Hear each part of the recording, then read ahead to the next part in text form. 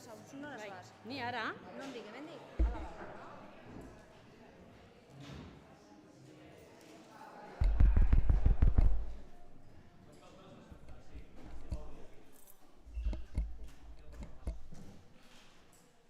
¿Hau da bizoango bien? Lo digas 2 veces.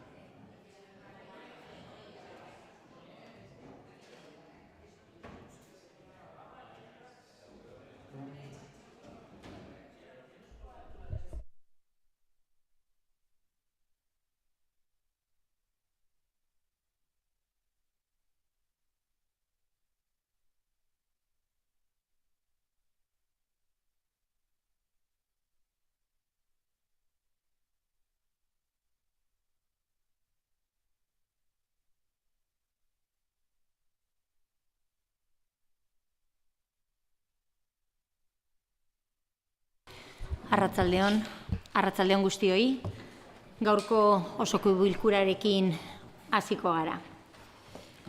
Gai zerrendaren lehenengoko puntua, bidezkoa balitz aurreko saioko aktaren zirriborroa onartzea 2025ko apirilaren 30-koa. Honen inguruan ez dakit zerbait esaterik, ez? Orduan onartutzat emango dugu eta bigarren puntura pasatuko gara. Antolaketa informazio batzordean irizpena emandako gaiekin hasiko gara. Bigarren puntuan, 7.2025 MC zenbakidun kreditu aldaketa onartzeko proposamena, kreditu habilitazioa eta kreditu gehigarria modalitatean. Eskota Anderea, mesedez, esapenak emateko, eskerrik asko. Bai, arratsaldeon denori. Hasi baino lehen puntu honetan esan behar dut akats bat egondala eta gaur zuzendu da email baten bidez, azkenean gehiketan numeroetan akats bat egon da. Aurreko batzordean azaldu ziren eta dokumentazioan dagoena da ondo, baina taulan hori eta gero diktamena iterakoan dana gehitu zenien, hori akatsa sortu da eta da korreoan eduki duzuen zuzenketa. Orduan, kreditu aldaketa honetan hainbat gauza gehitzen dira eta hasiko naiz banan pizka bat azaltzen gero ja errondan sartzeko. Lehenengoa izango zen berakinen kontura kreditu aldaketa, Andraguneko eskolaretarako ordenagailua berritzeko beharra dagoela, 14 ordenagailu eta guztira 15.000 euro dira. Gero, kultura kreditua sartzeko proposamena dau, landakoko sotoetan, kaleko erakusketako egituretan eta jendea hartatzeko insonoritatutako kabina baten inbertsioak egin behar dira, guztira 50.000 eta haur eta gazteen egoerari buruzko diagnostikoa egiteko 15.000 euro. Gero, informatikan ordenagailu berriak erosi behar dira, postu berrietarako eta aldatzeko zaharrak da ozenan. Guztira, 30.000 euro. Gero, estudiorako nahazketa mai txikiko irratirako 5.000 euro. Bi bitarteko funtzionario administratibo kontratatzea, aurrekontuan ez zala kontutan euki berria delako, eta bata azerako da, eta bestea kontu hartzailerako guztira, 81.000 eta pikun. Tabirak bideko ordinura elektronikoaren transformazio zentroa, guztira 320.000. Leku saldatzeko obrak tabiragunetik kanpora eraman behar direlako. Proiektu teknikoa idatzita dago aspalditik. Tabirako kiroldegia erainsteko kreditua, 300.000 euro, eta da hori botatzeko lanari aurrera eramateko, behin 2025ko, baino denboraldia amaituta. Mankomunitateko kuotei aurre egiteko kreditua, guztira mankomunitateko kuotak 1.415.292 eurokoa da, baina momentu honetan estaldu behar dana dira 232.320.000. Gero Durango hainbat kale asfaltatzeko kanpaina bat, guztira 4.000 euro, Gero trazan, trenaren trazan bigarre fasea egokitzeko obrak egitea, eta honen proiektua 2024ko maiatzean kontratatu zen, ia amaituta dago, eta fase honetako aurrekontua guztira 1.100 eurokoa da. Kapitanena baserria eraberritzeko proiektua da, zuzendaritza fakultatiboa idazteko kredito gaitzatzea, 1.000 euro. Eta brigadan ibilgailu elektriko bat aldatzeko, 50.000 euro, eta gero Urpatzuergo 2025erako laguntza planaren zedea Juan de Zumarraga eta Jose Antonia Basolen zun zemento ordezteko laguntzen planeko 16.217 euro. Eta gero azkena Lila Crossan kamisetak saltzen diru sarrera bat egon zen, guztira 4.049,30 eurokoa, eta minbiziaren aurkako elkartearentzako zoiko diru sarrera bat izango da, eta hitzarmen hori gauzatzeko egiten da kreditu aldaketa hau. Eskerrik asko. Eskerrik asko, azalpenengatik. Honekin ronda hasiko dugu, Alderdi Popularrak ez, herriaren eskubidea. Hitz hartu nahi duzu? Ez esan da bezet, bai, aurrera. Arratsaldeon. Bueno, en primer lugar diremos que estamos de acuerdo con muchas de las aportaciones que aparecen en esta modificación de crédito. Sin embargo, sí que nos sorprende que pues aquellos que tanto criticaban estas modificaciones de crédito la pasada legislatura traigan una modificación a este pleno de 2,8 millones de euros. O puede que no nos sorprenda tanto, porque si algo caracteriza a este equipo de gobierno es que donde dije digo, digo digo. Esta frase la he repetido muchas veces esta legislatura y parece que seguiré haciéndolo. Analizando en sí la modificación, esta frase se vuelve a cumplir porque quienes hoy gobiernan también criticaron que este ayuntamiento fuera a pagar las obras de urbanización de la trazada del tren. Y no hay que ir muy lejos, simplemente hay que buscar un poquito en Internet y podemos encontrar fácilmente grandes titulares como el PNV cuestiona que se vaya a pagar 1 millón por recuperar un trazado que es del Gobierno vasco. Bueno, entonces lo criticaban, hoy en día parece ser que no lo critican. Podemos enseñar más. La prensa es clara. Aquí además añaden que los gelchales añaden que el ACUA estaba dispuesto a ejecutar las obras y asumir parte del coste. Bueno, pues parece ser que el ACUA ya no está dispuesto a asumir esa parte del coste ni a asumir las obras y las paga el Ayuntamiento de Durango tal y como se iba a hacer la pasada legislatura. Y si pues no nos fiamos mucho de la prensa, pues también podemos ir a la página web del PNV donde se puede ver claramente su apuesta, su proyecto, su propuesta, cuando la pasada legislatura se quiso hacer esto mismo que se va a hacer ahora, que dice literalmente: el Gobierno vasco sufragaría la financiación de la urbanización de todo el ámbito, incluida la recuperación de la traza ferroviaria y la peatonalización de Trenbide-Kalea, tal y como estaba previsto inicialmente. Pues bueno, como digo siempre, donde digo digo, y donde criticaban que el Ayuntamiento de Durango tuviera que pagar estas obras, pues se ve que el Ayuntamiento de Durango, para llegar a un acuerdo con Euskotren, ha tenido que pagar estas obras igualmente, gobierne quien gobierne. Y por último, también hay una habilitación para derribar los edificios que hay en Tavira, en la zona de las piscinas. En este sentido queremos apuntar que se ha perdido la oportunidad, la gran oportunidad de que en ese mismo espacio se construyera y pagara al Gobierno vasco unas nuevas instalaciones para que todo Durango pudiéramos disfrutar de ellas. En su lugar se van a construir en otra parcela de propiedad municipal, con lo que vamos a perder. No voy a caer en la trampa que se hizo el PNV la pasada legislatura, de decir que vamos a perder patrimonio, porque sabemos perfectamente que esto no es cierto, esto sería mentir a la ciudadanía, pero sí que es cierto que vamos a perder el uso de una parcela de uso equipamental que podría darse otros usos, bien sean de un parking disuasorio, bien sean de parque verde, de zona verde, bien sea de canchas polideportivas. Se va a perder porque han decidido trasladar la construcción de una parcela que había en Tavira, en la que va a haber que construir un edificio y que podía darse los dos usos en ese mismo edificio, a la zona de Landako, perdiendo la posibilidad de utilizar esa parcela y además teniendo que sufragar el ayuntamiento la construcción de un nuevo edificio para dar estos servicios.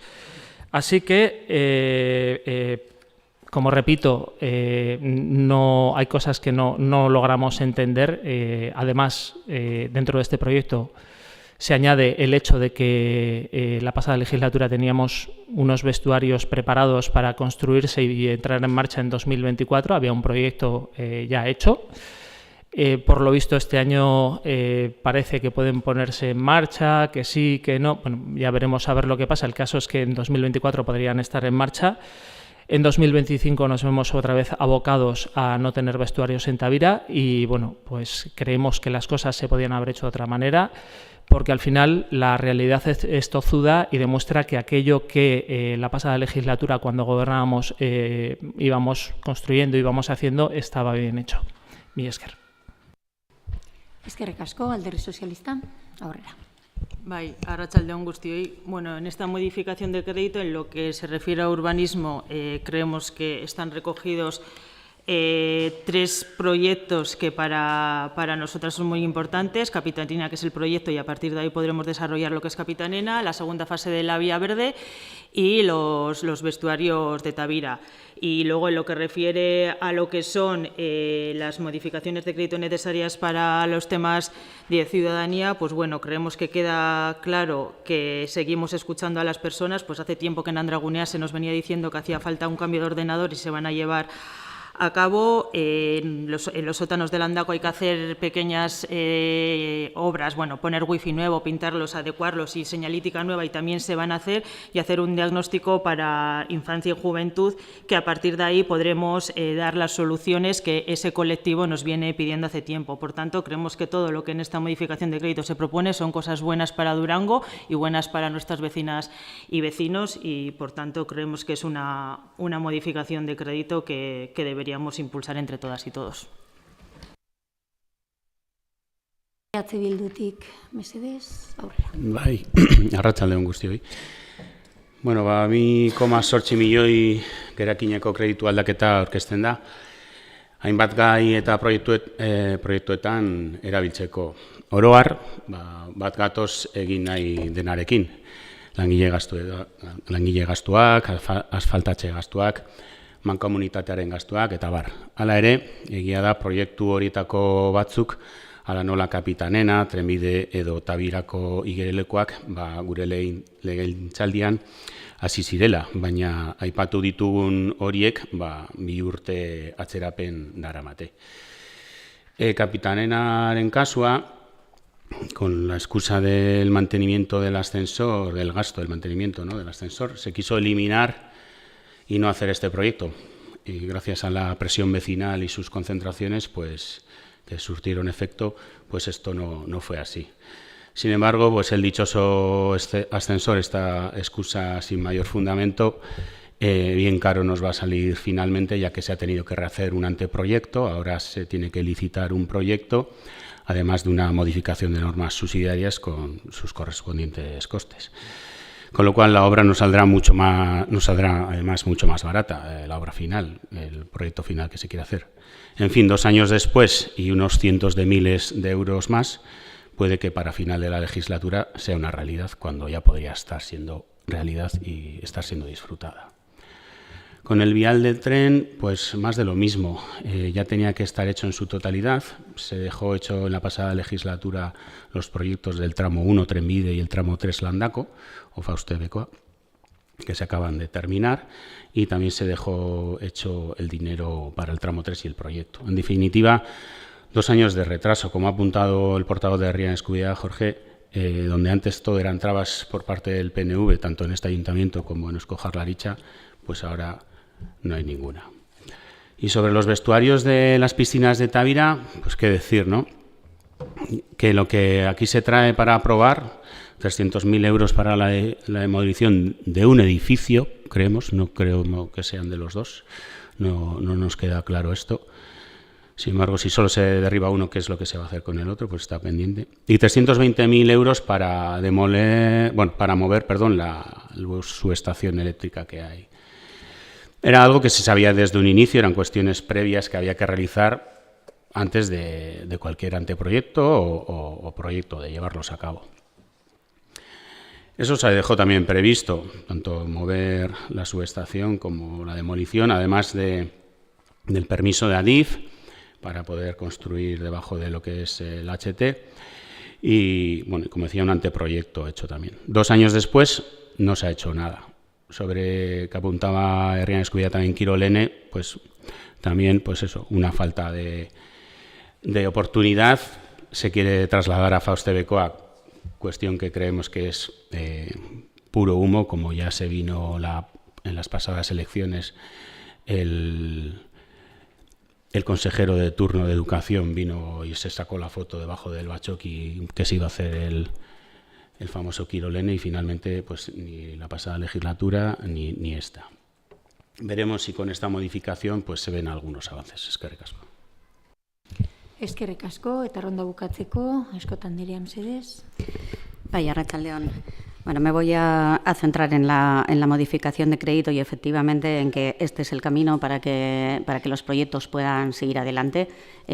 Tenemos un remanente, que es el remanente que tenemos que dirigir para efectivamente esos proyectos que en los presupuestos no han podido ser incluidos y desconozco por parte de Herrian Escubilla cuál sería el camino para que lo hagamos de otra manera, ya que ha empezado diciendo que hacemos por modificación de crédito. Creo que siempre se ha hecho así y es lo que hay que hacer. Con relación a la traza del tren, bueno, es mucho decir que en la pasada legislatura estaban hechas las fases 1 y 2, porque vamos, allí no había absolutamente un cambio. Si poner el dinero, que es efectivamente lo que estamos haciendo en el día de hoy, significa que ya está hecho, pues va a ser que no. Evidentemente la tercera fase está sin empezar y la 1 y 2 es algo que ha llevado adelante este equipo de gobierno y que gracias a ello pues está disfrutando la ciudadanía de Durango de una zona que está para pasear y para disfrutar de ella y bueno, pues esperemos que en un plazo breve tengamos la tercera fase y se pueda seguir así.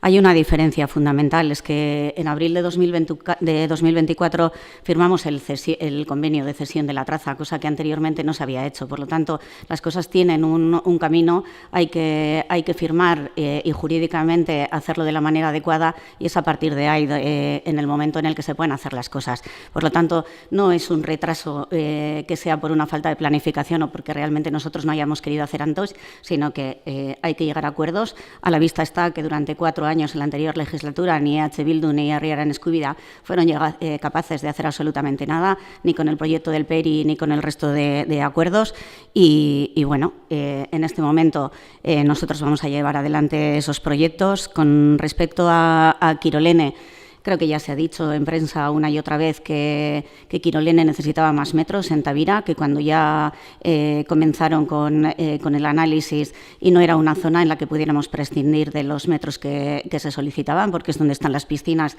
y no era posible hacerlo allí.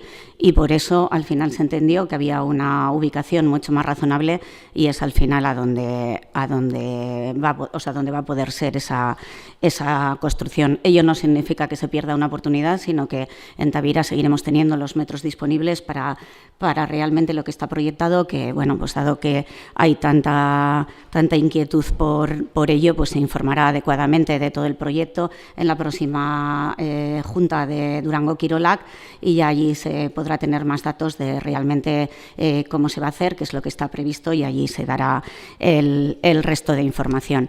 Con relación a Capitanena, pues bueno, más de lo mismo. Si poner en la modificación de crédito que vamos a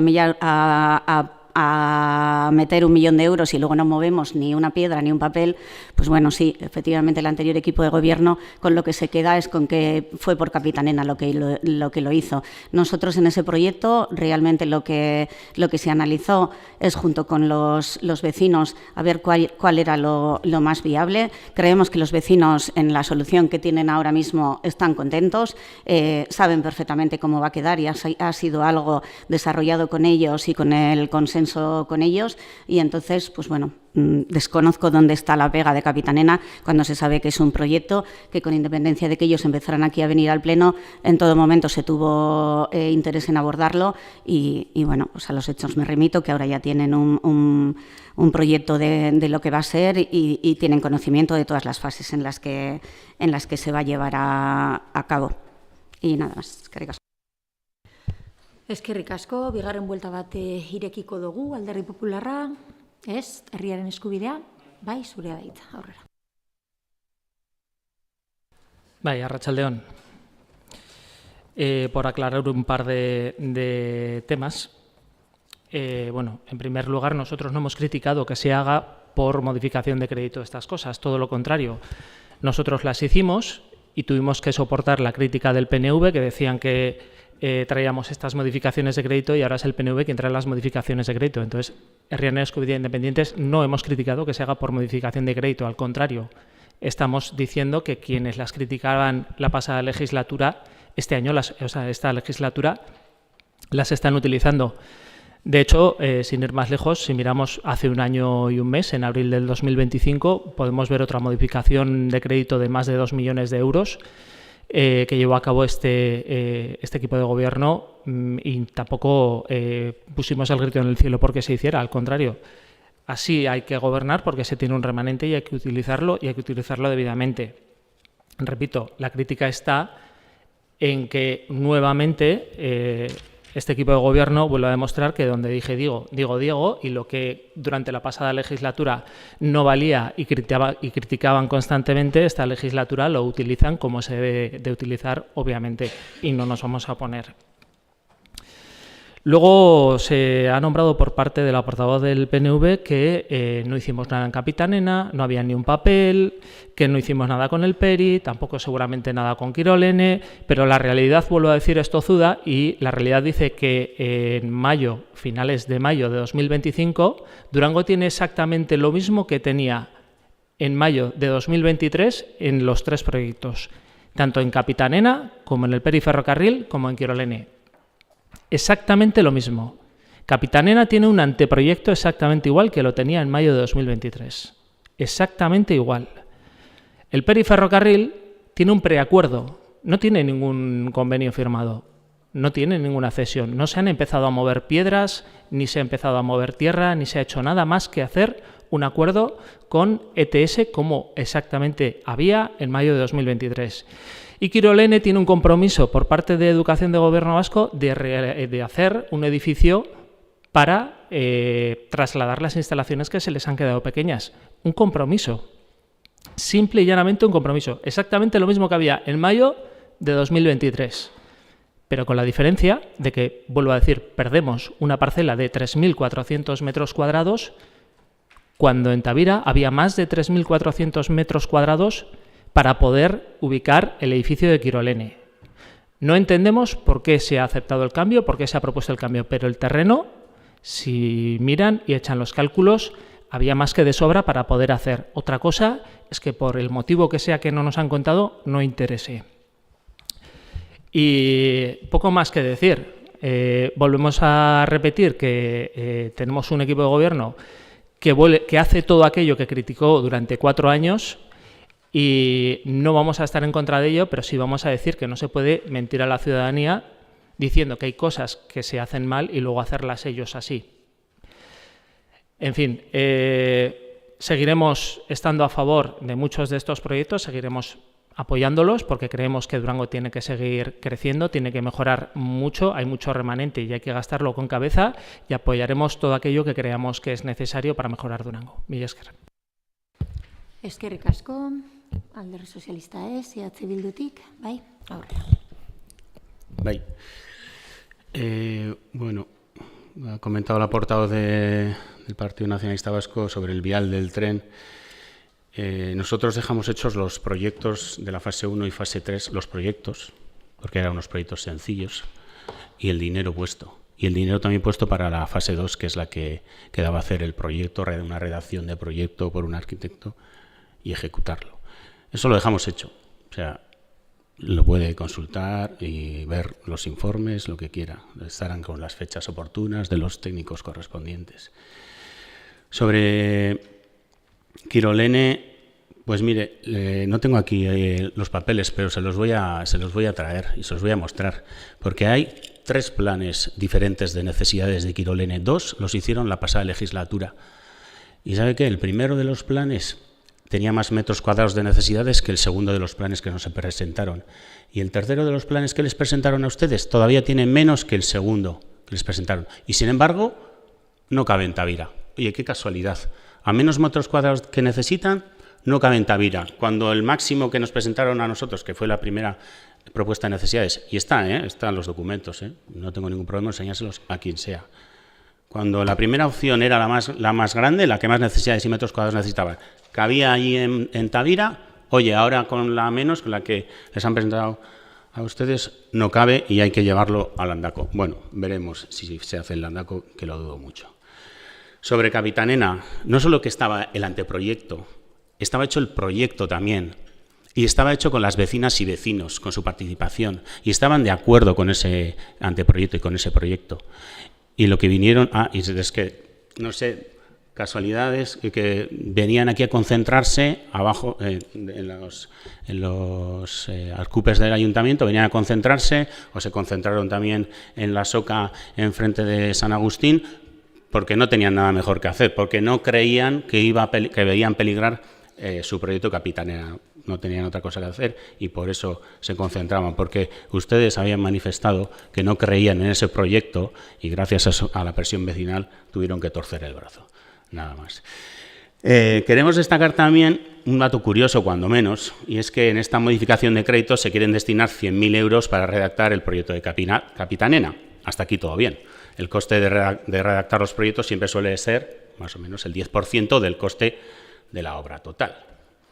Sin embargo, los vestuarios de Tavira, que también se prevén 1 millón de euros o incluso más, se plantean con un contrato menor aprobado ayer mismo por la señora Oceja por ni más ni menos que 14.500 euros más IVA.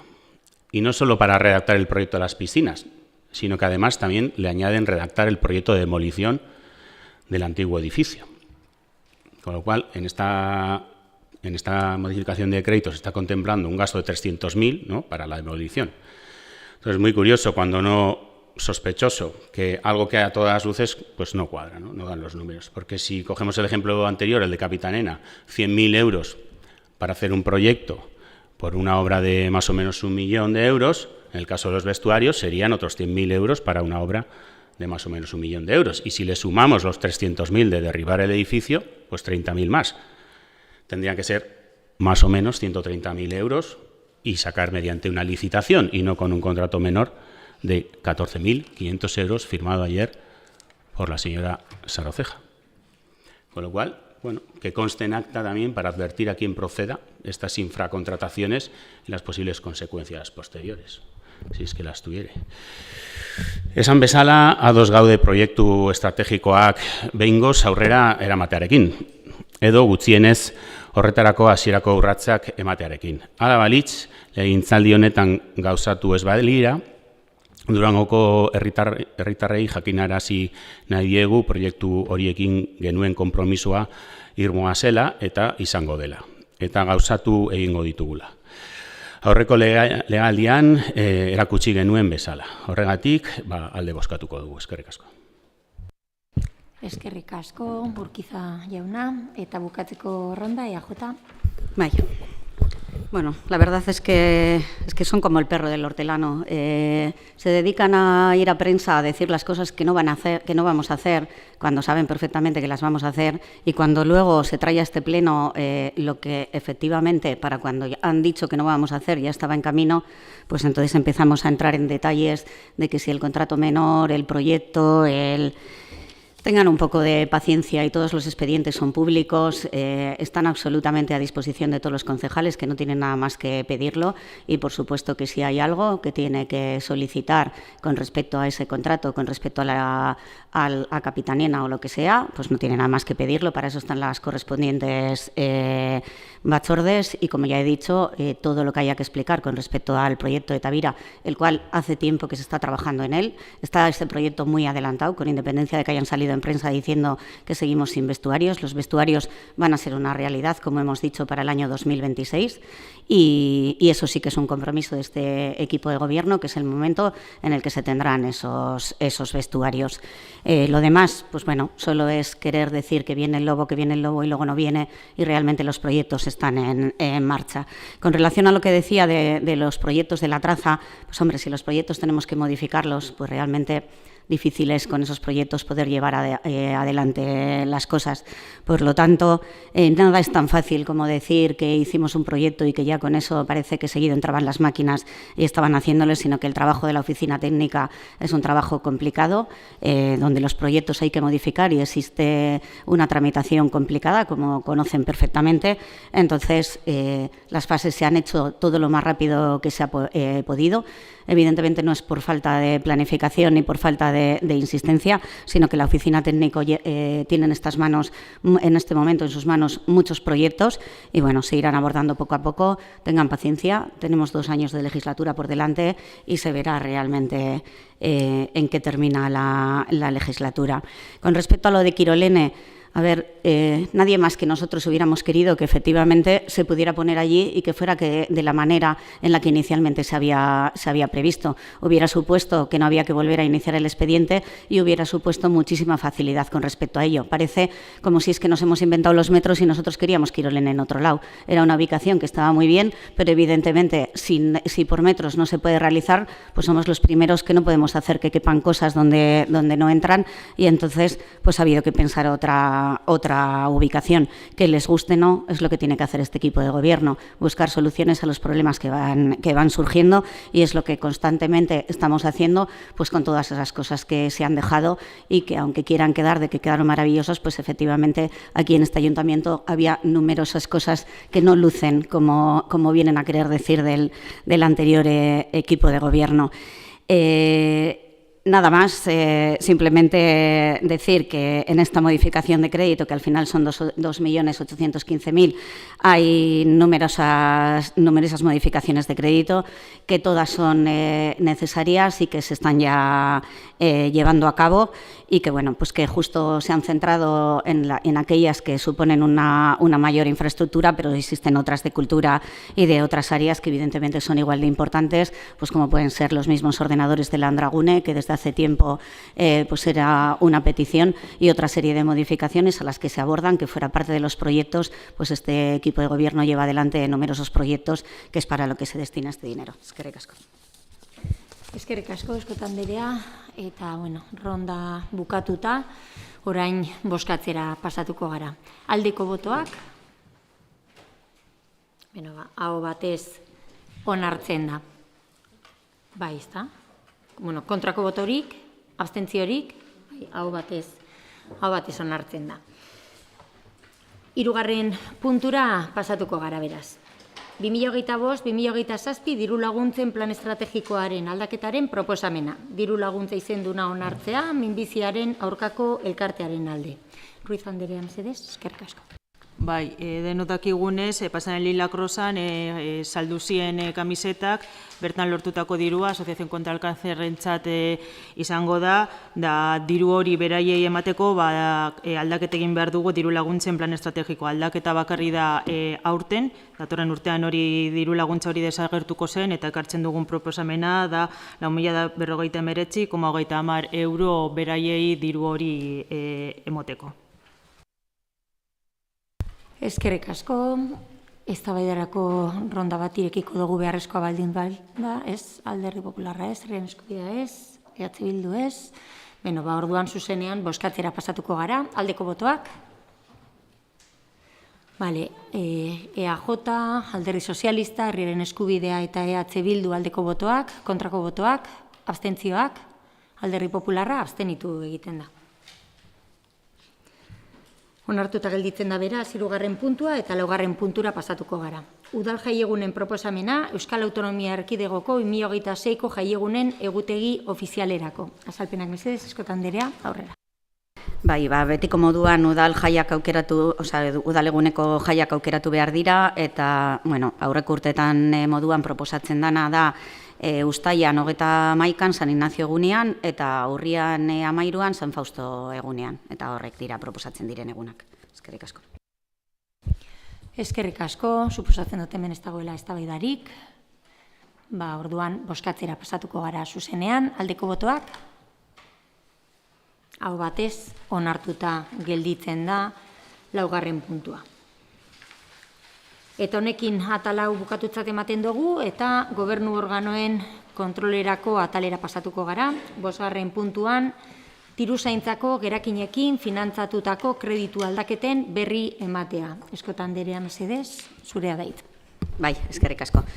Alde batetik dekogo udaletxearen kreditu aldaketa bat, 489.682 eurokoa, eta, azalduko ditut banan-banan. Lehenengoa da aurrentzako San Fauston eta Horretarietzonan ipini diran jolasentzako. Bigarrena Galtzaretako bizikleta sareko obrak amaitzeko, obra horiek 2024an esleituko dira eta 2025an amaituko dira. Guztira, 92.000 euro. Trenaren trazak obrak amaitzeko, lehenengo eta faseak dekretuz onartzeko kreditu gehigarria, azken fasean daude eta 2025an amaituko dira, eta guztira 1.004 euroko kantitatea da fakturei aurre egiteko. Aurrentzako jokuen mantenimendu partida, osatzeko kreditu gaizatzea, mantentze kontratua 2025ko abuztuan amaituko da, eta kontratu berria lizitatzea aurre ikusten da, baina abuztura arte ordaintzeke dauden ordainteketak 12.321 eurokoak izango dira. San Fauston aparkaleku espazio baterako kreditu gaizatzea, dekretu bidez, onartu beharrekoa, elkarteen eskariz ikusi da aparkalekuetarako edukontziak lurperatzeko lekua, eta hor ipiniko dana 18.000 balioko dau. Askatasun etorbidean, zuntzementeko odi bat aldatu behar da, eta, badakizue azkenean, oraindik 9.000 metro odi daude, eta hemen 200 metro kenduko ziren. Guztira 160.000 eta orain falta dana 60.000. Hornidura merkatua eraberritzeko partida osatzeko kreditua, udalaren aurrekontuan 250.000 euro jarri ziren, guztia kostua pizka bat gehiagokoa da, orduan izango da 298.980 gehi bez, eta hori izango zen proiektuaren kostua eta 18.000 euro obra zuzendaritzarena. Proiektuan ordaintzeke dagoen faktura 10.000 eurokoak izango dira, eta beste eraikin batzuen partidan 58.920 gehitzea eskatzen da Azoka plazarako. Gero kreditu zikobonoak aldatzeko eskaera, 6.300 eurokoa, erabiltzaileak erreklamatzen dituztelako, ze akats bat egon zen erabiltzen den enpresarekin. Gero kreditua transferitzeko eskaera, 300.000 eurokoa Silboberrirako, Afrika egunerako bebai eta egungo migrazio mugimenduak islatiko dituen entzunezko bat ekoizteko, sorreratik harrera gizarten integratu arte zenbatekoa 30.000 eurokoa. Eta azkenengoa, kreditu gehigarria, epaiak betearazteko sortutako interesen ordainketari ondasun higiezin gaineko zergan eta gainbalio baten aurkako berraztertze errekurtsoan aurre egiteko. Gutxi gora bera, 9.000 euro izango dira, baina zelan beti egoten dira hor interesak, kreditu aldaketa egiten da 20.000 euro gaitik. Hau da guztira udaletxearena, eta gero badau beste kreditu aldaketa bat, 29.293koa, eta hau da Durango kirolekoa, eta Tabirako kirolerenko erabilera anitzeko igerileku ontziaren nasa perimetrala konpontzeko, kreditu gehigarri hau behar da, eta kreditu aldaketa hau egiten da. Eskerrik asko. Eskerrik asko azalpenengatik. 6. puntuan, kontu hartzailetzak jarritako eragozpenen aurka alkatetzak hartutako ebazpenen berri ematea. Eskota Anderea, mesedez. Voy a hacer un repaso de los reparos brevemente. El primero sería con relación a las facturas de la Policía Municipal, como todos los meses, con relación a los perros y los gatos. Una factura de Durango Kirolak sin contrato por importe de 10.239, que es en relación a los seguros de accidentes. La nómina de marzo de Bartolomé Ercilla de la plaza de uno de los profesores que hubo que sustituir. Una factura de informática, que es las facturas, la R16 por importe de 130.802,48, la nómina del Ayuntamiento de Durango, que estaba en excedencia el de euskeraz de obra ikuskatzailea, eta ondoren itzuli denean, goragoko kategorian funtzioak esleitzeko proposamena egonda, eta oin badabil hortan lan egiten. Urrengoa Durango Kiroleko nomina, zen fiskalizatu baja bat, eta horregaitik da erreparo hau. Euskaltegiko apirileko nomina, kontratu batzuk ez ziren aldez aurretik fiskalizatu.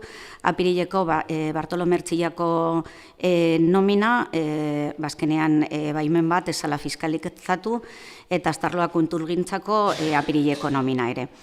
Gero Astarloan kulturgintzan badauzke kontraturik gabeko faktura batzuk, eta Durango Kirolaken badauzbe bai faktura batzuk, lehen azaldu dudana, lizitazioa martxan jarri denarren, aurreko giroa enpresarekin mantendu behar izan da kontratua, eta horregaitik da erreparoa ondino lizitazioa amaitu barik dagolako. Gero kontraturik gabeko gizabaliebideen faktura bat, aseguruena, eta azkenengo biak, urrengoa da Durango Kirolarena bai berdina, instalazioan mantentzen lanean kontraturik gabe, eta giroa enpresarekin mantendu behar da, eta gero kultura arloko faktura batzuk bai ez direla lizitazioan sartu. Eskerrik asko. Eskerrik asko, eta 7. puntuan, 2025ko lehenengo hiruhileko aurrekontu exekuzioaren berri ematea. Hau agian kontu hartzaile jaunari pasatuko diogu hitza, mesedez, eskerrik asko. Arratsaldeon, en este caso se da cuenta, cumpliendo con la normativa de suministro de información, de la ejecución del primer trimestre, de la ejecución del presupuesto del primer trimestre de 2025. Se dio cuenta en la comisión de organización de la semana pasada y también en la comisión se dio cuenta del periodo medio de pago de ese primer trimestre, pero en el pleno se dio en la sesión previa, que ya lo teníamos calculado para entonces. La documentación la tenéis los 21 concejales a vuestra disposición en la carpeta habitual de intervención y pues lo siguiente será el segundo trimestre, que esperemos tenerlo para el mes de julio. Eskerrik asko. Eskerrik asko, kontu hartzaile jauna. Eta honekin bukatutzat ematen dugu atal hau, eta urrengoko atalera erregua galderak eta ohiko mozioen atalera pasatu horretik, edo ja hasita, galdetu behar dut, ia urgentziazko moziorik dagoen. Ez dago urgentziazko moziorik, orduan zuzenean erreguak eta galderetara pasatuko gara, eta lehenengoz eta behin, ohikoa dan bezala, aurreko osoko bilkurako galderak erantzungo doguz, horretarako, Sánchez Anderea mesedez, zurea da hitza. Eskerrik asko. Arratsaldeon, nik Alderdi Popularrak botatako galderari erantzuten normalizazioa horri emango dutzegu lehenespena. Herritar ororen hizkuntza eskubideak errespetatzen beti. Euskararen erabilera sustatzea eta euskara hizkuntza gutxitu bezala babestea eta babeste nahi izate horrek ez dau esaten beste hizkuntzak baztertuko dogusanik. Helburua da hizkuntza guztien elkarbizitza osasuntsua sustatzea. Gaztelaniak euskararen gain dekon eragina gainditzeko neurriak jarraituko dugu zipinten. Elkarlanien eta iaz adostu gendune eta pleno hontan bertan aurrera ataratako aroa planaren baitan. Eskerrik asko. Eskerrik asko, jarraitzeko galderak erantzuten, mesedez, Oceja Anderea. Vaya, Arratsaldeon. Bueno, la primera pregunta la había dirigido el Partido Popular en referencia a la apertura de una mezquita en la calle Curchaga. Desde el momento en que hubo una queja vecinal, que fue a finales de enero, por el ruido que generaba la actividad, se inspeccionó el local y se han realizado requerimientos de documentación y subsanación, verificándose que la actividad que se ejerce excede en varios aspectos a lo solicitado, por lo que se ha requerido subsanación de documentación y adaptación a la normativa en caso de que quisieran desarrollar la actividad que pretenden. En relación a la segunda pregunta, que era qué actuaciones se pretenden en el río Mañaria, se está tramitando un nuevo protocolo con URA. Llevamos tiempo hablando con URA para centrar este tema y el objetivo es volver a constituir una mesa de seguimiento técnica. ¿Vale?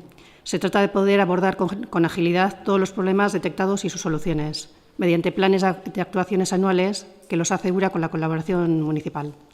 Y entre esas actuaciones en las que tenemos previstas proponer están la eliminación de árboles que nacen en el muro de la Aristorre, la limpieza del canal el que está delante de la Aristorre, la eliminación de árboles que nacen en muros de viviendas y que están afectando a su habitabilidad, que hay varios, la limpieza y retirada de residuos en los márgenes del río a lo largo de todo su trazado, la limpieza de maleza en la zona de Oiskalea, que es una queja recurrente últimamente, la eliminación de restos vegetales y troncos que están apilados en los pilares del puente de Francisco Ibarra, que si pasáis por allí pues hay bastante vegetación acumulada, y otras actuaciones que hemos ido detectando y solicitando que la retiren o que permitan retirarla.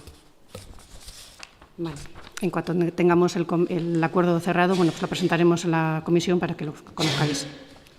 Eta gero bestalde, EH Bilduk landarte etxeari buruzko galdera egin zuen ea zein den gobernu honek daukan asmoa.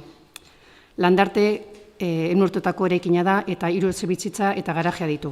Ordenazioz kanpo dago eta erabilera pribatua izateko eraiki zen. Eraikinak berez ez dauka inolako babesik. Ez diputazioak, ez da Eusko Jaurlaritza ez dago inoiz eskatuaren babesik jartzea. Eraikinak ez du betetzen gaur egun bete behar diren gutxienezko eraikuntza araudiak. Hau da, eraikuntzaren kode teknikoa edo erderaz kodigo tekniko de la edificación deritzoguna. Instalazioak, irisgarritasuna, iraunkortasuna, ikuskizun publikoak ez du ezer betetzen. Ez dauka igu gaiorik, eskilerek metro bat daukie, dauka, ze eskilera bat bakarri dago, eta ez du balio larrialdietarako. Estruktura nola dagoen ikusi beharko zenukete. Eraikin hau erabilera publiko baterako erabiltzea nola asmatzen duzuen eta zenbat kostatzen duen jakin nahiko genuke. Ez dugu ikusi proposamenik. Berria egitea baino gehiago, ziurazki. Gure ustez, Durangarrok kalitatezko espazioak behar ditugu, eta horretan jarraituko dugu. Jarraituko du lanean gobernu honek. Merezi duten espazio publikoak berrizten, merezi badute edo berriak egiten. Eskerrik asko. Eskerrik asko, jarraitzeko Ruiz Anderea mesedez. Eskerrik asko. Nik erantzungo ditu EH Bilduren bi galdera, bat zen zaintzari buruz, esatea lehenengo batzar politika egin dugu, zaintzaren inguruan hitz egiteko eta beste bat daukago antolatuta talde politiko guztien artea maila horren helburua parte hartzaileak adosteko baita zaintza inguruan hartu aldiren beste neurriak denon artean adosteko asmogaz. Eta gero zegoen beste galdera bat, Jolas Libreko gunearen inguruan, egiten ziren hainbat galdera, baina egia da, etorri ziren amak eta hor geratu ziren askok erantzun da, baina zegoen bat, ze kostu dauka Jolas Libreko gune eguneko zabalik egotea.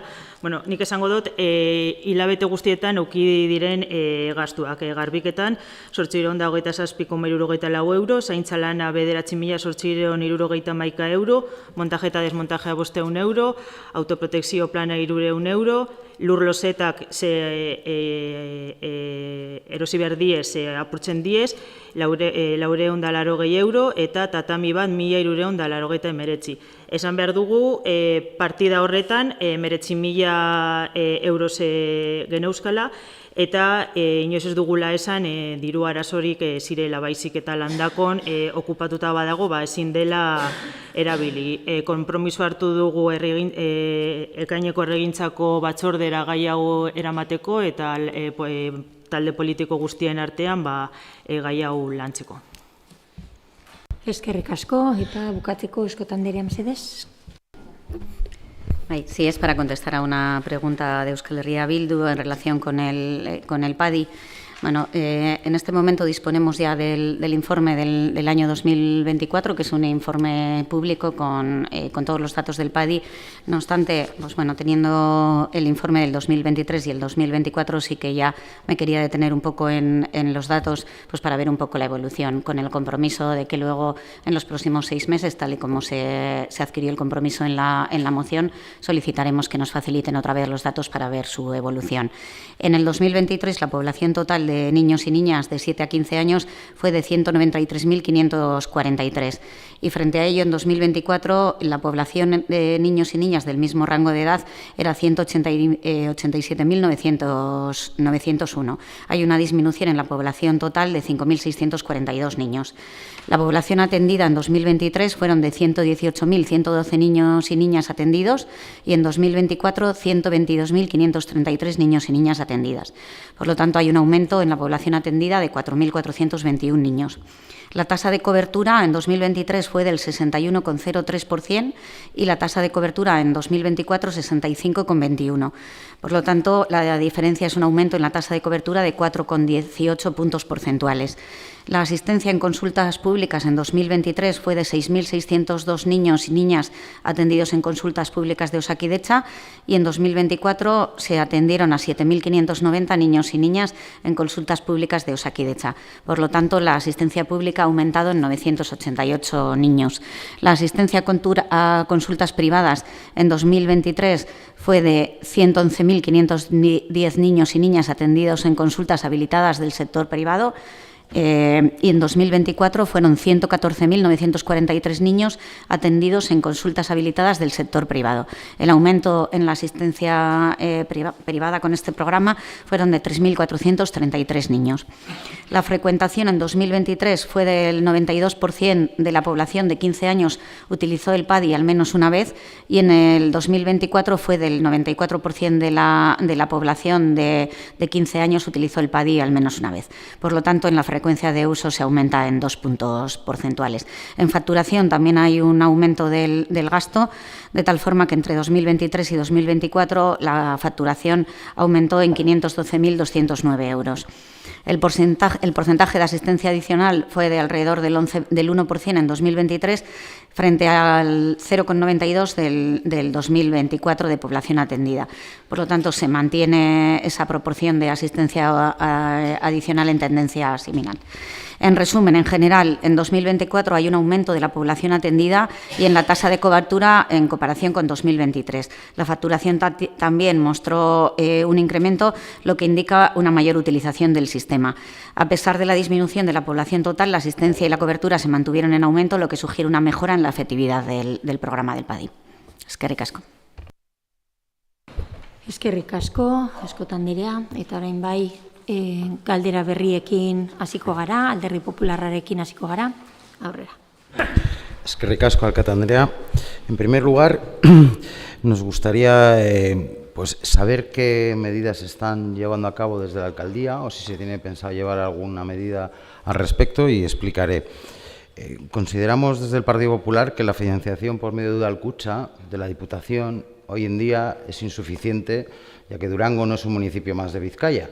Durango es el mayor municipio en cuanto a población de Vizcaya si quitamos los del Gran Bilbao, los municipios que se encuentran al margen de la ría y, por lo tanto, en el ámbito de influencia de la capital.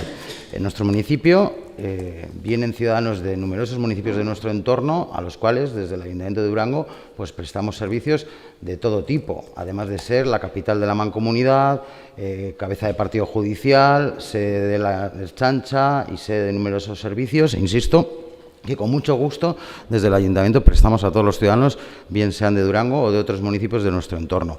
Esto debería ser tenido en cuenta por la Diputación a la hora de la financiación de Udalkutxa. Consideramos desde el Partido Popular que desde este Ayuntamiento deberíamos tomar algún tipo de medida pues respecto a esta situación. Creemos que no justa con la financiación del Ayuntamiento de Durango por parte de la Diputación, y nos gustaría saber si desde la Alcaldía, desde el Gobierno municipal, pues se va a tomar alguna medida al respecto, insisto, ante lo cual tendría todo nuestro apoyo y nuestro impulso. Y en segundo lugar, respecto a las bolsas de empleo de Arkaute del Gobierno vasco para cubrir las plazas de las bajas de Policía Municipal, seguimos teniendo a día de hoy algunas plazas vacantes, a pesar de que se han solicitado, y hay dos bolsas de empleo, una con perfil lingüístico y otra bolsa de empleo sin perfil lingüístico. Nos consta que la de perfil lingüístico está agotada y que hay plazas en la bolsa sin perfil. Son pocas plazas las que faltan para cubrir en el Ayuntamiento de Durango. Nosotros preguntamos y solicitamos a la vez, como en la pregunta anterior, que se solicite cubrir esas plazas que quedan con los agentes de la bolsa sin perfil, porque consideramos que, insisto, se cumpliría perfectamente la legislación, el euskera, y creemos muy necesario cubrir estas plazas, dada la situación de seguridad y, bueno, pues además de los compromisos que hemos venido entre todos llevando a cabo, como la mejora de los medios de la Policía Municipal, la creación de una mesa de seguridad o cubrir las plazas vacantes de Policía Municipal, que creemos que es una necesidad. Gracias. Eskerrik asko, García jauna, herriaren eskubidea, aurrera. Bai. Bueno, dos preguntas. En primer lugar, comentar que las asociaciones que cuidan de las colonias de gatos que son responsabilidad del Ayuntamiento acumulan ya miles de euros en facturas que tienen que pagar por cuidar de animales que son responsabilidad del Ayuntamiento. A estas alturas estamos finalizando mayo, no tienen convenio, apenas si han terminado de cobrar el convenio de 2024 recientemente, y todo pese a que solicitaron ya en noviembre verbalmente la firma del convenio. Lo hicieron nuevamente por escrito en marzo, han pasado más de 2 meses y siguen sin convenio, y la pregunta es, y además es que encima a estas personas, desde los servicios municipales, se les llama por teléfono para que asistan a capturar animales, animales que debería capturar el servicio que tiene el Ayuntamiento de captura de animales, y encima que se está pagando al servicio de captura de animales cuando son estas personas voluntarias quienes lo están haciendo en muchas ocasiones. Las dos preguntas al respecto son ¿por qué no se ha firmado a día de hoy un convenio con ellas para que puedan sufragar los gastos que supone el cuidado de animales que son responsabilidad del Ayuntamiento? Y la segunda es si se piensa firmar y cuándo. Y por otro lado, hablando de servicios, el servicio de aulas de estudio, que cada año utilizan cientos de estudiantes durante el periodo de exámenes, ha sufrido un recorte de casi el 50% en los 2 últimos cursos. Además, como ya sucedió en 2024, se ha iniciado, cuando el periodo de exámenes ya estaba más que iniciado, en marcha y algunos prácticamente terminando este periodo de exámenes, lo que ha dejado a muchos alumnos y alumnas pues sin la posibilidad de utilizarlo. Las preguntas al respecto son: ¿en base a qué criterios ha decidido el Ayuntamiento los recortes aplicados a este servicio y qué medidas piensa tomar el equipo de Gobierno para mejorar su planificación de cara al próximo curso, de modo que este servicio esté disponible desde el inicio del periodo de exámenes y responda realmente a las necesidades de las y los estudiantes. Mila esker. Eskerrik asko, Jatzi Bildu. Arratsaldeon. Duela urte bat inauguratu zen Madalenako plaza berria. Hala ere gauza batzuk geratu ziren egin gabe, alde batetik, eta bestetik hobekuntza batzuk. Madalenako komunak eta banku batzuk besteak beste. Galdera hauek dira, noiz eta non kokatuko dituzu falta diren komunak. Banku batzuk falta zirelako jardinera batzuk jarri ziren eta beste batzuei egurrezko taulak jartzeko eskatu zizkiguten auzokoek. Noiz jarriko dituzue banku barriak eta egurrezko taulak besteetan? Eskerrik asko. Eskerrik asko, beste alderarik? Bai. Arratsaldeon, danoi. Eta, beste behin euskeraren gaize dakargu plenora. Batzordietan ja hainbat batzorde die galdera luzetu izen dugule gai honen inguruen. Eta, eta beste behin norabide koordinazio baite lan falta argize dauela erakusten zabizie. Euskerarekiko konpromesu zutzue dekozuela esaten dozue behin da berriz. Baina ez dakigu ze konpromisu mota dan hori. Izen lehenengo eta behin, euskera teknikari zen lanpostue, bertan bera izten dozue, kendu iten dozue. Eta horren ordez, hainbat zail pilatzen dituen lanpostu berri bat sortzen dozue.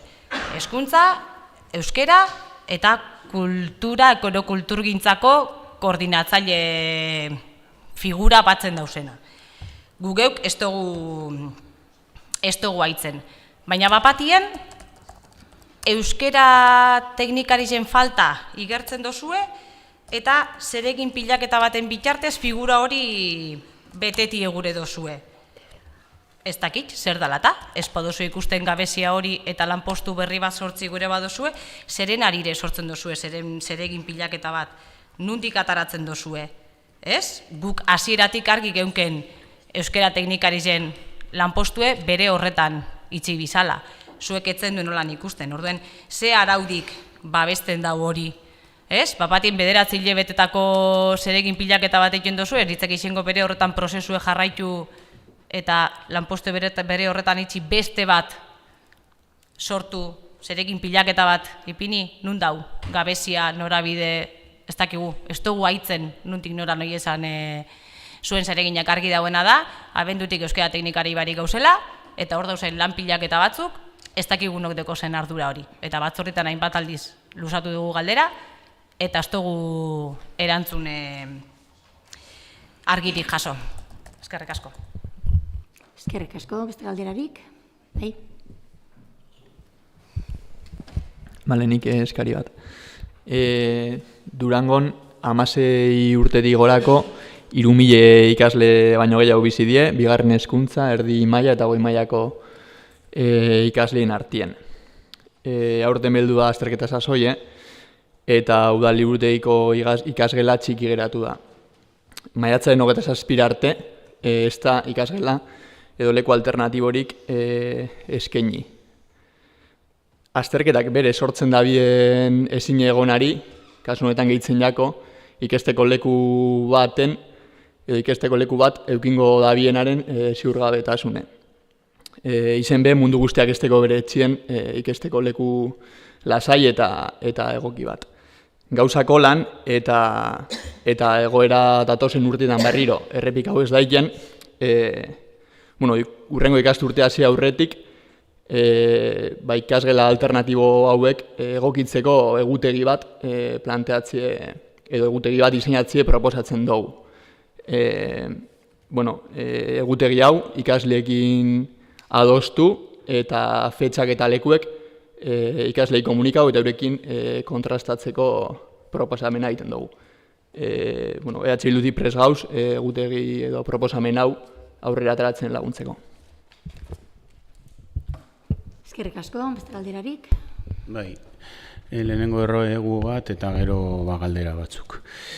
Gobernu honek lanbidearen bitartez kontratatzerako orduan dituen aurrekariak ikusita, balegabeak izan daitezkelakoan gaude eta lanbideren bidez hainbat kontratazio iragarri direla ikusi ditugu albistetan. Eta kontutan hartuta, ez zaigula kontratazio espediente horietako sarbidea erraztenari, ez genuen pentsau nahi irregulartasunak egiten ari direla. Hori horrela bada, kontratatzen diren pertsonak jasango dute. Azpimarratu nahi dugu, ez dugula ezer kontratatzen ari diren pertsonen aurka, ez daien profesionaltasunaren aurka ere. Ez gara hori epaitzen edo horretaz hitz egiten ari. Enplegu publikoaren oinarrizko printzipioak, berdintasuna, merezimendua eta gaitasuna, baizik, bilatzen dituzten lanpoltzak eta kontratazioko irizpideak betetzen direla saiatzen ari gara. Gardentasunaren banderapean dagoen gobernu honek ez du errazten erregistro bidez eskatzen diren espedienterako sarbidea.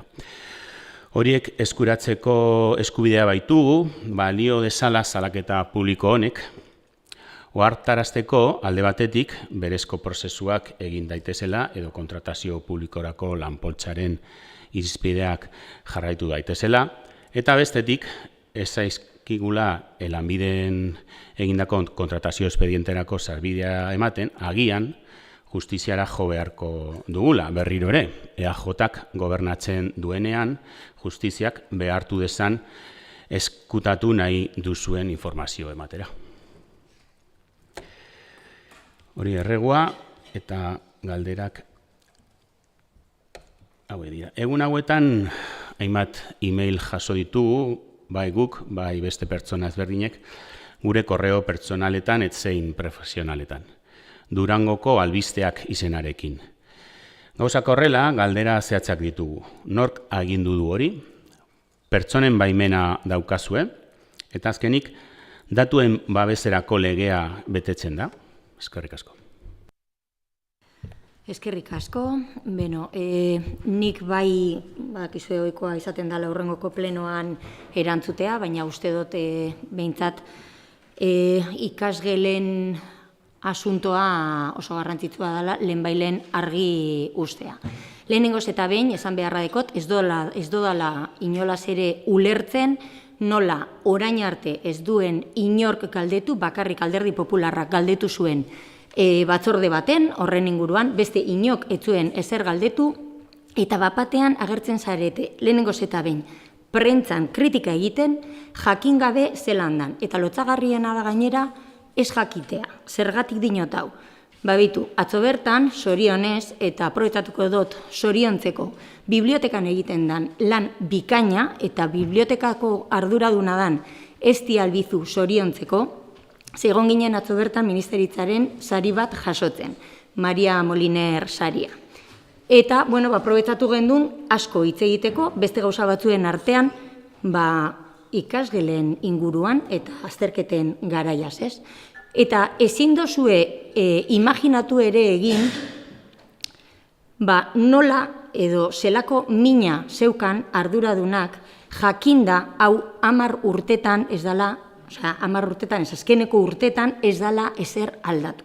Hau da, urte hasieratik planifikatuta dago, urte hasieratik kontratua aurre ikusita dago, maiatzaren 2tik errefortzua prest dago bibliotekan beti egiten den moduan, eta Intxaurrondan eta Durango Kirolaken orain jarri da errefortzua. Durango Kirolaken habilitatzen den aula, pertsona batek erabilizauen pasadan urtean, eta alan eta guztiz ere, errespetuagatik, eta nolabait ikasteko errestasunak eman behar direlako, mantendu egin dugu. Ez benetan beharrezkoa dala uste dugulako, ze pertsona batentzat bakarrik da. Alan eta guztiz, insistitzen dut, garrantzitsua da guretzat. Errastasun guztiak ematea, irisgarritasuna bermatzea eta horregatik mantendu egin dugu. Eta Intxaurrondo eta Durango Kirolakeko gela ere zabaldu egin dugu. Baina, galdetuta, ez da egon inolako arazorik espazio aldetik eta oso argi utzi nahi dut, ez da egon plangintza faltarik, planifikazio faltarik, maiatzaren 2an jarri zan martxan errefortzua eta beraz, mesedez, rigore apur bat eskartuko neuke eta horrelako zerbitzu baten justo atzo gainera esan nuen eta barriro errepikatuko dut, horrelako zerbitzuak egon beharko liratekez beti disputa ideologikoetatik kanpo. Osea, benetan, uste dut, momentua dala guztiz kontrakoa, izan behar dala zoriontzeko bibliotekatik egiten dan lana, eta mezu positibo horrekin geldituko naz, zorionak emoten bibliotekari, Maria Moliner saria jaso dau, lan bikaina egiten dalako. Ez dut uste une honetan, arazo bat dekogunik ikasgelen inguruan, zabalik dagoz, errefortzuak, martzan dagoz, eta beti bezala planifikatu dira. Eskerrik asko. Eta uste dut eskotan dereak behitza hartu nahi zuela. Bai, nahi dut erantzun Euskara teknikariarena, ze esan duzuna ez da bapere egia. Azkenean nena zinegotzia gizabaliabidetan, eta ez da izan holan, guk ez gara saiatu kontratatzen Euskara teknikari bat, horri igual udaletzeko zurrumuru bat izan da, zuk hartu duzula, baina ez dakit nondik atara duzun. Bueno, egia da, kontratatuko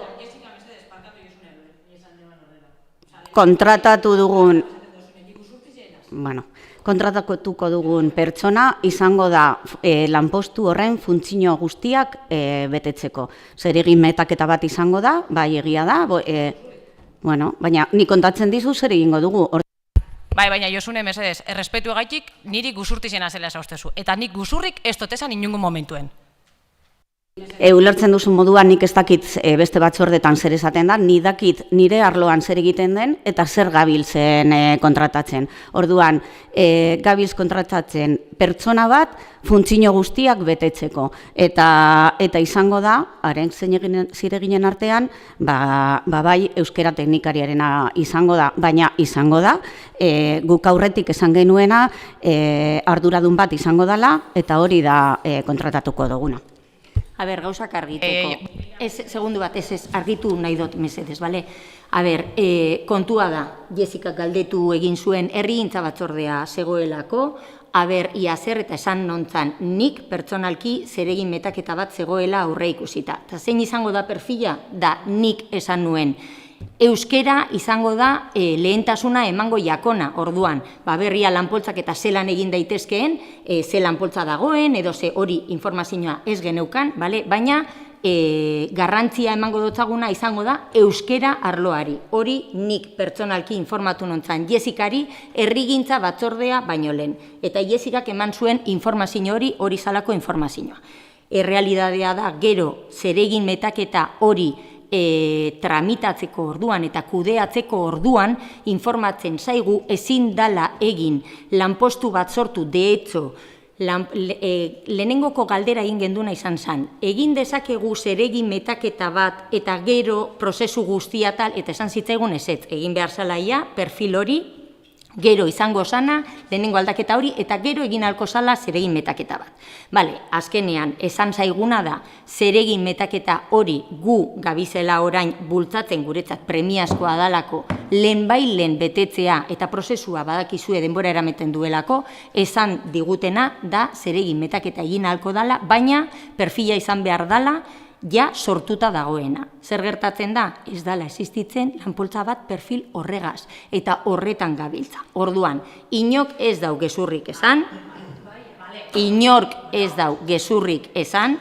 fase desberdinak egon dira, eta gauzak izan dira orain azaldu bezala. Hau da, Jessicak informatu zuen zeukan informazioarekin, eta gero kudeatzeko orduan ezin izan da hartu pertsona bat bakarrik euskera teknikari edo euskera teknikarien lanpoltza batetik zala printzipioz errezena eta printzipioz guk momentu honetan premia handiena ikusten duguna, baina realitatea gero gauzak egiteko orduan da ezin dugula gune duguna egin.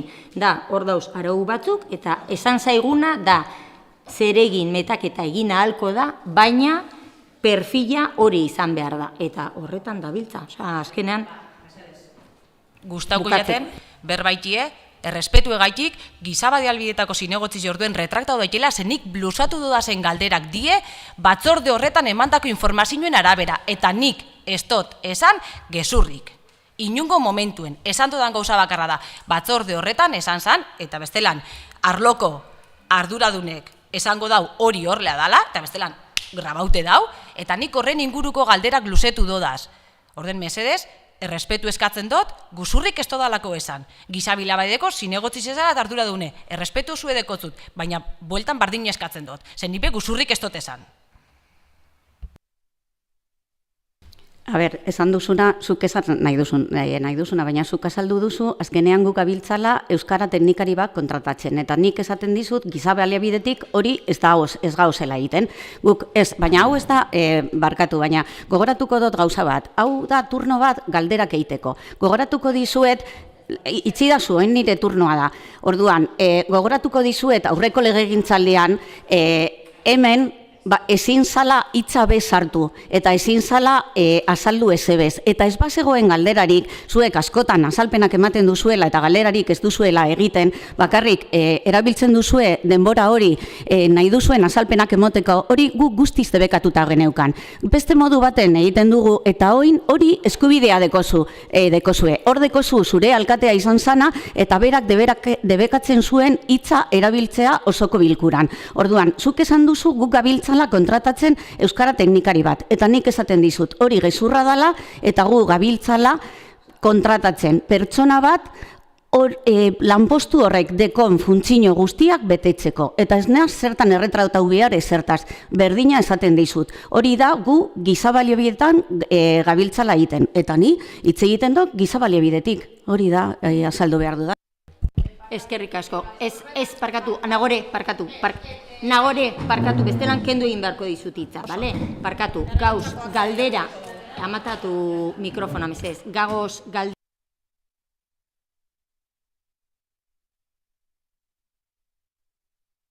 Ezin dela errepikatu, errespetuagatik eman dutzut hitza, galderak dira galdera egiteko eta erantzuteko. Uste dut dana azalduta gelditu dala, eta beste galderarik badeko zue, baina urrengoko batzordean edo dana dalakoan, eizuez, eta jarraituko dugu honetaz hitz egiten. Eta honegaz bukatutzat ematen dugu gaurko osoko bilkura. Eskerrik asko.